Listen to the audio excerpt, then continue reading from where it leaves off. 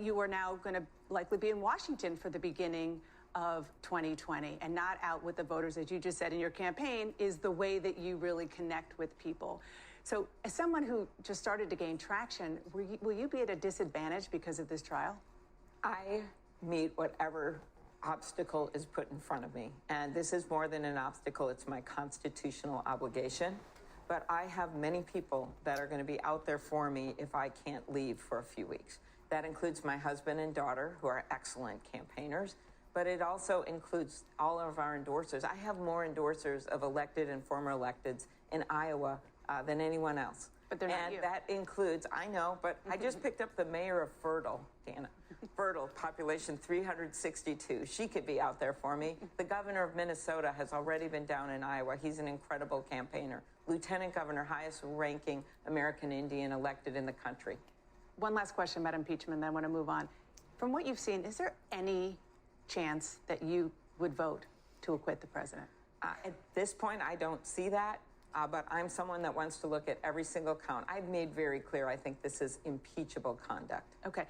Let's turn to some issues in the 2020 race. A big debate on the campaign trail this week has been about four-year college. You do not support free four-year college, I should say. You say you're not for, quote, sending rich kids to college for free.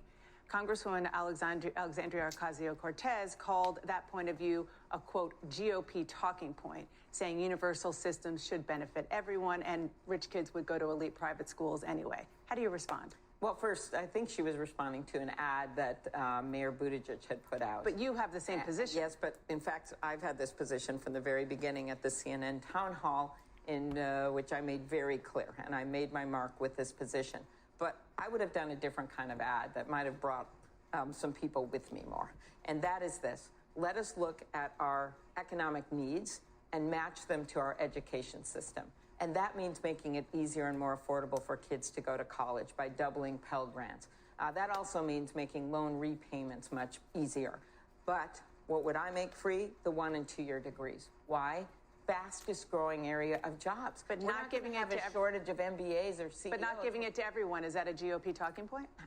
I don't think it is. I think it's a talking point for our economy. And let me explain why. We're not going to have a shortage of MBAs or CEOs. We're going to have a shortage of plumbers in the next 10 years. We're going to have 74,000 openings for electricians. We're going to have over 1 million openings for home health care workers. The way you approach this is by saying, let's make it easier for people to afford school. Let's try to direct people into the areas we know we're going to have jobs, and let's respect the dignity of work. For those jobs that don't pay as well, let's make sure people have access to child care and retirement, higher minimum wage, making it easier to organize unions.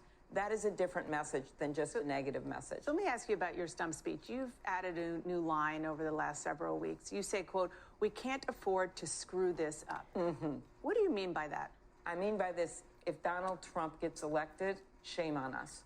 I mean that we need to bring our party together and bring with us independents and moderate Republicans, just like I've done in all my races where I've run in suburbs, rural, and So are you saying if areas. One of your competitors who is less moderate than you is the nominee, you're going to screw it up as a party? What I'm saying is we need to put someone at the head of the ticket that can actually bring people with us. And I am the only one on that debate stage that has led